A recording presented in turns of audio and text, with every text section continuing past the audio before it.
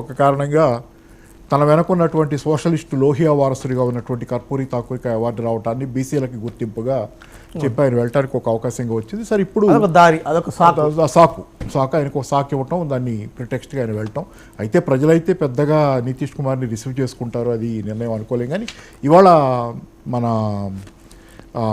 అద్వానీ గారికి ఇచ్చారు. అద్వానీ గారికి ఇవ్వటం ఇక్కడ మీకు ఒకటే, ఈ ఎన్నికల్లో ప్రధానంగా కనపడుతుంది ఏంటంటే, గత ఎన్నికల్లో మోడీ గారు తను కొంతవరకు చేసిన సంక్షేమమో లేకపోతే కొన్ని బీజేపీ తాలూకు కొన్ని నినాదాలు, ఆర్టికల్ 370 కావచ్చు, సిఏఏ కావచ్చు, లేకపోతే రామజన్మభూమి కావచ్చు, ఏదో దాని మీద ఒక దఫా పుల్వామాకు సంబంధించిన ఇది మీద అట్లా ఆధారపడటం తప్పితే ఇన్ని రకాలుగా ఎక్కడా అంటే ఒక నౌకకి కనుక చిల్లు పడితే నీళ్లు లోపలికి వచ్చి అది మునిగిపోద్ది అనే ప్రమాదం ఉన్నప్పుడు 4 చిల్లులు పడితే 4టిని పోడ్చాల్సిన అవసరం లాగా ఈరోజు ఏంటంటే ఏదో ఒక అంశం మీద డిపెండ్ అయ్యే స్థితి ఆయనకైతే లేకుండా పోయింది. ఇప్పుడు రామ మందిరం పూర్తి చేశారు, కానీ రామ మందిరం తాలూకు దాన్ని అంటే ఆ ఎఫెక్ట్ ఎంతసేపు ఉంటుంది జనాల మీద అనేది ఇప్పుడు నమ్మకం లేని స్థితి. ఏంటంటే ఈ 2 నెలలు ఎలక్షన్లు, ఇంకా 2 నెలలు అయితే పట్టుద్ది కదా ఓటేసే రోజుకి, ఈ 2 నెలల కాలంలో సస్టైన్ చేయగలమా ఆ రామ జన్మభూమి తాలూకు అంటే ఇష్యూ లైవ్లో ఉంచాలి. అంటే గతంలో లాగా ఒక ఇంజక్షన్ చేస్తే అది ఎంతో కాలం పనిచేసే పరిస్థితి పోయింది. ఇప్పుడు ఈరోజు మీరు చేసిన తర్వాత వాస్తవాలు ధరల పెరుగుదల రూపంలో, వాస్తవాలు నిరుద్యోగం రూపంలో ప్రజలకి మళ్ళీ ముందుకు వచ్చేస్తాయి. కాసేపు మర్చిపోయినా రామ జన్మభూమనో లేకపోతే ఇంకోటో సరే వాళ్ళ ఎజెండాలో అది మంచిదా, అది వాళ్ళ ఇష్టానుసారం వాళ్ళు చేసుకున్నారు. కానీ దాన్ని ప్రజల ఓటింగ్లోకి తెస్తున్నారు, ఓటింగ్ ప్రచారంలో, రాజకీయ ప్రచారంలో భాగంగా ఉంది కాబట్టి అందుకని ఏంటంటే దానిలో ప్రధానంగా ఈరోజు దాని ఎఫెక్ట్ కూడా ఎంతకాలం ఉంటుందనే డౌట్లో మొన్న కర్పూరి తాకూరికి ఇచ్చింది. ఈరోజు తనకి అద్వానీ గారికి గ్యాప్ ఉందనే ఫీలింగ్ ఒకటి ప్రజల్లో ఉంది. ఆయన అవమానిస్తున్నాడు పెద్దవాళ్ళని అనేది కూడా ఒకటి మోడీ గారి మీద పదే విమర్శలు వస్తున్నాయి. కాబట్టి ఆ గ్యాప్ కూడా అంటే ఎట్లాంటి లేకుండా పర్ఫెక్ట్ ఇమేజ్తో మళ్ళీ ఎన్నికలకు వెళ్ళాలి. ఒక్క చిన్న మరకున్నా కానీ, మరక మంచిది అనుకోవడానికి లేదు, ఒక చిన్న మరకున్నా కానీ మళ్ళీ అది దెబ్బతగులుద్దేమనే భయం అయితే మాత్రం ఖచ్చితంగా ఇన్ని రకాలుగా ఇన్ని కోణాల నుంచి సమస్యని అడ్రస్ చేసుకోవడానికి, ఎన్నికల ముందు తన ఇమేజ్ తాలూకు సమస్యను అడ్రస్ చేసుకోవడానికి ఆయన చేస్తున్న ప్రయత్నం ఖచ్చితంగా అది నిజం. అయితే రెండోది ఏంటంటే, ఇక్కడ మీకు మామూలుగా అయితే ఈ ఎన్నికల్లో ఆయన పోటీ చేసి ప్రధానమంత్రి అవటానికి ఆటంకం ఏంటంటే ఆర్ఎస్ఎస్ కానీ బీజేపీకి ఉన్న నిబంధనావళిలో ఒక ఏజ్ దాటేది 75 దాటడం తాలూకు ఉంది. కాబట్టి అది దాటితే కనుక ఆయన రాజకీయాల నుంచి తప్పుకొని సలహాదారుగానే మాత్రమే ఉండాల్సిన పరిస్థితి. గతంలో కూడా చాలామందిని ఇదే పేరుతో ఆ పార్టీలో తప్పించారు. కానీ ఇప్పుడు తను తప్పించకుండా ఉండాలంటే తను అన్డిస్ప్యూటెడ్గా ఇంకోళ్ళు తనకి పోటీ లేకుండా లీడర్గా తనే ఉండాలి, ప్రొజెక్ట్ అవ్వాలి తను. దానికోసమే మొన్న అద్వానీని కూడా అసలు అంటే ఆయన ఇప్పుడు పోటీదారు కాకపోయినా ఆ పేరు డివైడ్ అవ్వకూడదు లాయల్టీస్ అనే పేరు మీద, కానీ షాని కూడా రానివ్వాలి. అమిత్ షా కూడా he did not come to Rama మందిరం ప్రారంభోత్సవానికి, ఎవ్వరూ రాకుండా తను మాత్రమే చేసుకున్నటువంటి అది. సరే ఏదేమైనా ఏంటంటే అది పార్టీ వ్యూహమా లేకపోతే ఆర్ఎస్ఎస్ వ్యూహమా, ఆయన్నే ప్రొజెక్ట్ చేసి సింగిల్ మ్యాన్ మోడీ అంటేనే ఈరోజు బీజేపీకి ఓట్లు వేస్తున్న వాళ్ళలో చాలామంది కూడా మోడీ పేరు చెప్తేనే వేస్తున్నారు. కాబట్టి అంటే మోడీని ముందు నిలబెట్టడం ఏకైక నాయకుడిగా, ఇంకొక నాయకుడి కాకుండా, అంటే చాలా దేశాల్లో జరుగుతుంది ఇదే వాస్తవానికి. పుట్టినైనా అలాగే ప్రొజెక్ట్ అవుతున్నాడుగా, సింగిల్ మ్యాన్ షో లాగా. చైనాలో అదే రకమైన ప్రొజెక్షన్, టర్కీలో ఎర్డగాన్ అదే రకమైన ప్రొజెక్షన్ ఇచ్చుకుంటున్నాడు, తను కూడా సింగిల్ మ్యాన్ ప్రొజెక్షన్ అది. ఇప్పుడు అమెరికా రాజకీయాలు కూడా అలాగే తయారవుతున్నాయి ట్రంప్ వచ్చిన తర్వాత. చాలా చోట్ల ఏంటంటే ఈరోజు సింగిల్ మ్యాన్ షో లాగా రాజకీయాలు తయారవటం అనేది ఒక రాజకీయాల్లో క్రైసిస్కి సింబల్ అది.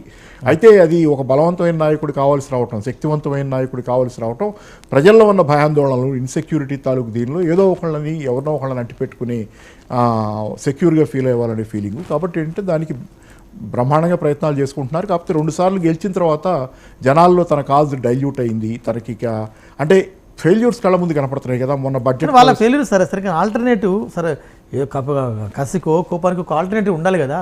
కానీ మనం నిన్న డిస్కస్ చేసినట్టుగా ఒక బలమైన ఆల్టర్నేటివ్ మనకు కనిపించలేకపోతుంది. స్పష్టంగా అదే యూత్లో పదే నేను చెప్పి చాలామందికి అది కోపం వస్తుంది.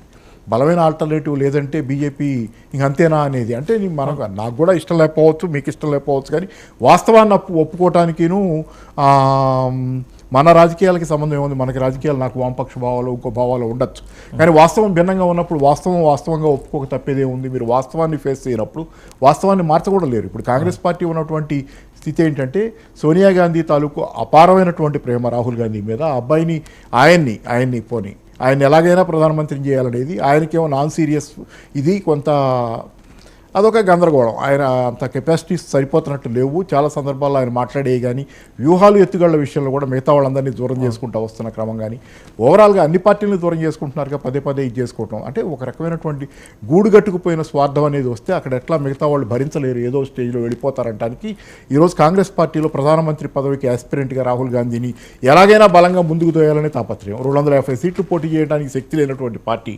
నా గతంలో 450 సీట్లకు ఎప్పుడు తక్కువ పోటీ చేయాల. కానీ మొన్న ఇండియా కూటమిలో భాగంగా 250కి పరిమితం అవుతామని ఒప్పుకోవాల్సిన స్థితి 3 రాష్ట్రాల్లో ఓడిపోయిన తర్వాత. అంత దుస్థితికి వచ్చిన తర్వాత కూడా ఇంకా తగ్గని తాతల నేతులు దాగినటువంటి వాసనలు చూడండి. మేము గొప్పగా మేము అలాంటి వాళ్ళం ఇలాంటి వాళ్ళం గాంధీ కుటుంబం అంటే అయిపోయింది దాని చరిత్ర. నిలబడలేకపోయారు మీరు. కొత్త రాజకీయం వచ్చింది, కొత్త మార్పులు జరిగినాయి. నేను మొన్న కూడా చెప్పినట్టున్నా. ఆయన ఎవరు రాజ్దీప్ సర్దేశాయి కూడా స్పష్టంగా అన్నది ఏంటంటే ఈరోజు 21వ శతాబ్దపు రాజకీయాలను కరెక్ట్గా అర్థం చేసుకుంది బీజేపీ అని చెప్పి ఆయన అమెరికా పోయినప్పుడు, ఫస్ట్ మోడీ గారు అమెరికా పోయినప్పుడు ఈయన కవర్ చేయడానికి వెళ్ళారు రాజ్దీప్ సర్దేశాయి మ్యాడిసన్ స్క్వేర్లో కవర్ చేయడానికి వెళ్తే అక్కడ జనాలు ఈయన కొంచెం ఈయన మీదకి అగ్రెసివ్గా వచ్చారు. ఎందుకంటే రాజ్దీప్ సర్దేశాయి మోడీకి అగెనెస్ట్గా ఉంటాం, దీనిలో ఆయన అగెనెస్ట్గా వస్తే ఆయన మీదకి అగ్రెసివ్గా వస్తే అప్పుడు ఒక మోడీ అనుయాయులు, మోడీ అంటే ఇష్టపడే వ్యక్తి పక్క తీసుకెళ్ళి ఈయన చెప్పాడు, మేము ఎదురు చూస్తున్న మూమెంట్ చాలా హిస్టారిక్ మూమెంట్ మాకు ఇది, దయచేసి మీరు అర్థం చేసుకోండి అని చెప్పి రాజ్దీప్ సర్దేశాయి సర్ది చెప్పి పంపాడు. అది దాన్నంతా గుర్తు చేసుకుంటా రాజకీయం మారింది. 21వ శతాబ్దంలో కొత్త నమూనాలో నడుస్తున్న వ్యవహారాలు, ఎజెండాలు మారిపోతున్నాయి అన్నీ. అది అర్థం చేసుకోవట్లే కాంగ్రెస్ పార్టీ. ఒక్క బీజేపీ మాత్రమే 21వ శతాబ్దంలో ఈ రాజకీయాలకు సిద్ధంగా ఉందనే విషయాన్ని ఆయన నొక్కి చెప్పాడు రాజ్దీప్ సర్దేశాయి. ఆయనేం బీజేపీ కాదు, బీజేపీని వ్యతిరేకించాడు, దానికి కోపానికి కూడా గురయ్యాడు, ఆగ్రహానికి కూడా గురయ్యాడు. కాబట్టి స్పష్టంగా ఏంటంటే ఈ మార్పుల్ని గుర్తించకుండా కాంగ్రెస్ పార్టీ ఎప్పటికేమీ చేయలేదు. సరే ఇప్పుడు అద్వానీ గారికి ఇది కాబట్టి దాన్ని ఒప్పుకోవాల్సింది ఎవరైనా. ఎందుకంటే ఇప్పుడు ఒకసారి ఏమవుతుందంటే నా రాజకీయాలు భిన్నంగా అవచ్చు, అద్వానీకి ఎలా ఇస్తారని మాట్లాడితే అది కుదరదు. ఎందుకంటే రాజకీయ ఇప్పుడు ఈ దేశ చరిత్ర ఒక ప్రవాహం లాంటిది. ఈ ప్రవాహంలో రకరకాల దశలో రకరకాల రాజకీయాలు నడుస్తుంటాయి, రకరకాలు ఉన్నాయి. మరి అట్లా అయితే వెనక్కి తిరిగి చూసుకుంటే ఇందిరాగాంధీకి ఎందుకు ఇచ్చారని ఇప్పుడు ప్రశ్న వేయచ్చు. ఏంటంటే అట్లా వేయటానికి వీల్లేదు. చరిత్రలో ఆ దశలో ప్రజలు అది కోరుకున్నారు. అది కాదనుకున్నప్పుడు వేరేది వస్తుంది. కాబట్టి దాన్ని గౌరవించి తీరాల్సిందే. ప్రజలు అది కోరుకుంటున్నారు కాబట్టి దానికి అంతవరకు ఓకే. విభేదాలు ఉండొచ్చు, రాజకీయ విభేదాలు ఎవరికే ఉన్నా కానీ అద్వానీ గారికి ఇవ్వటం, అద్వానీ స్టేచర్ కూడా సరిపోద్ది, దానికి సందేహమే లేదు దానికి. సరే ఆ రోజు మురళీ మనోహర్ జోషి గారి కూడా ఎంతో పాటు రామజన్మభూమి విషయంలో ఫైట్ చేస్తున్నారు ఆయన. అది చివరి అంకంలో అంటే ఇది మోడీ స్వార్థం అనుకోవచ్చా, లేకుంటే బీజేపీ పొలిటికల్ స్ట్రాటజీ అనుకోవచ్చా? ఉన్న పలంగా అద్వానీ గారికి ఈ రకమైన గౌరవం నిజంగా రైట్, అద్వానీ గారికి యాప్టు వారికి ఇవ్వాల్సిందే. అంటే చాలా తెలివైన వాళ్ళు మోడీ ఎప్పుడు మీకు అద్వానీని ఆయన అవమానిస్తున్నారన్నప్పుడు కానీ అద్వానీకి ఆయన నమస్కారం కూడా పెట్టలేదు, ఆయన చూసి చూడనట్లు వెళ్ళిపోయారు. ఇట్లా రకరకాల విషయాల్లో మొన్న రామ మందిరానికి కూడా ఆహ్వానం పంపారు, రకరకాల గొడవలు వచ్చిన మోడీ ఎప్పుడు నోరు తెచ్చి ఏ ప్రశ్నకి జవాబు చెప్పాల. చెప్పుంటే ఇప్పుడు ఇచ్చినప్పుడు ఈ అవార్డు ఇచ్చినప్పుడు అది బయటికి తీసి ఆయన అప్పుడు అలా అన్నాడు, ఇప్పుడు ఇచ్చాడు ఎన్నికల కోసం అంటారు. ఏమీ అనకుండా అవార్డు ఇచ్చి కామ్గా ఆయన పని ఆయన చేసుకుపోతుంటే జనాలకు అసలు కన్ఫ్యూజన్ వస్తుంది. ఈయన నిజంగా అద్వానీని అవమానించాడా మనం అనుకున్నామా? అవును. చాలాసార్లు మోడీ గారి వ్యూహం ఏంటంటే ఏది మాట్లాడు ఏది జవాబు చెప్పడు. అది ఇప్పుడు పనిచేస్తుంది మీరు చూడండి. కాబట్టి మాట్లాడకపోవటం అనే ఒక పెద్ద వ్యూహం. చాలా ప్రశ్నలకు విమర్శలకు జవాబులు చెప్పకపోవటం అనేది తర్వాతి కాలంలో ఎప్పటికైనా మీకు ఉపయోగం. మీ స్టేట్మెంట్ని మీ మీద వాడే అవకాశం జనాల దగ్గర తగ్గుతుంది. అదే జరుగుతుంది కదా. మనకేం సందేహం వస్తుంది, ఈయన అద్వానీ నిజంగా కాదంటున్నాడా? ఇప్పుడు ఎట్లా చెబుతాం ఆయన మనసులో మాట. కర్పూరి ఠాకూర్, అద్వానీ రెండు అంటే ఇద్దరికి భారతరత్న అవార్డు ప్రకటించడం వెనక పొలిటికల్ ఎజెండా తప్ప ఇంకోటి ఏం లేదంటారా? ఒక రాజకీయ పక్షానికి అంతకంటే ఎట్లా ఉంటుంది? కర్పూరి ఠాకూర్